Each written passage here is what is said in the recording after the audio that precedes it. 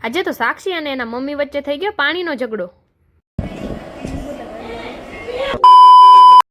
તો જય માતાજી મિત્રો, જય શ્રી કૃષ્ણ બધાને. કેમ છો? બધા મજામાં જશો. તો આજે અમે લઈ લીધો છે સવારમાં ઘરનો વ્લોગ, અને લાગે છે થોડુંક વરસાદ આવે એવું, કેમ કે અમારે જવાનું છે મહુવા, એટલે મને થોડુંક મૂડ નથી. કેમ અને આ ત્રણેય જો વિસળે છે વાસણ, અને મારા મમ્મી ઉટકે છે, અને મીનુબેને તો આપણા પકડી લીધા છે કપડાં. અને તમે જોઈ શકો છો વાદળા સરસ મજાના થઈ ગયા છે, અને પહેલો વરસાદ તો તમે બધાએ જોયો જ હશે, કેમ કે આપણો આ વ્લોગ થોડોક મોડો મૂકાણો છે, એટલા માટે વરસાદ તો આવી જ ગયો છે. પણ તો ચાલો આપણે જવાનું છે પહેલા તો મહુવા જતા પહેલા તો સરસ મજાના અગાશી ઉપર ચડી અને વ્યૂ જોઈ લીધો, અને વ્યૂ જોઈ અને સરસ મજાની બધી છોકરીઓ બાકાચીકી બોલાવી દીધી. હજી તો આ બંનેનો પ્રેમ જોઈને અમને બેને આવી આંખમાં આહુડા. મારા મોઢે બાંધેલું હતું, એટલે કઈ તમને આહુડા તો કઈ દેખાય નહીં. પછી મને થયું કે લાવ મીનુના આહુડા બતાવી દઉં. પછી મેં મીનુને કીધું કે જરાક તું રિક્ષા ઉભી રાખજે, નકર આપણે બેને મહુવા જવાનો વારો પણ નહીં આવે. તો મીનુએ કીધું ચાલો વાંધો નહીં, રિક્ષા ઉભી રાખી પણ આવી ગયો. અને મીનુબેનને તો રિક્ષામાં બેસવાની બહુ મજા આવે, કેમ કે એમને તો સ્કૂલે પણ રિક્ષામાં જ જવાનું હોય. રિક્ષામાંથી ઉતરતા જ વરસાદે બોલાવી દીધી ફૂલ બાકાજીકી, અને અમે બંને તો પલળવાનું બાનું જ ગોતતી હતી. પણ એ પેલા અમે એ ગોતતા હતા કે કોઈ વાહન બાજુમાંથી વટે નહીં અને અમને બગાડે નહીં. પછી તો આવી ગયા કમલેશજી. અમને બંનેને તો થયું કે ઘડી કોઈ નાવા જ નહીં આપે, પણ કમલેશજી ગોતી લીધા, એટલે અમને થયું કે ચાલો હવે એક્ટિવામાં બેસીને પણ પલળવાની તો મજા આવશે. એક્ટિવામાં બેસી અને ફૂલ બાકાજીકી સાથે પલળવાનું પણ કરી દીધું અમે ચાલુ.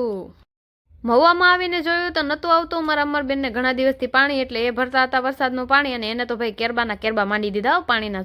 અને અહીંયા આવીને જોયું તો મારા સાક્ષીબેનને જવું હતું એક્ટિવા લઈને આટો મારવા.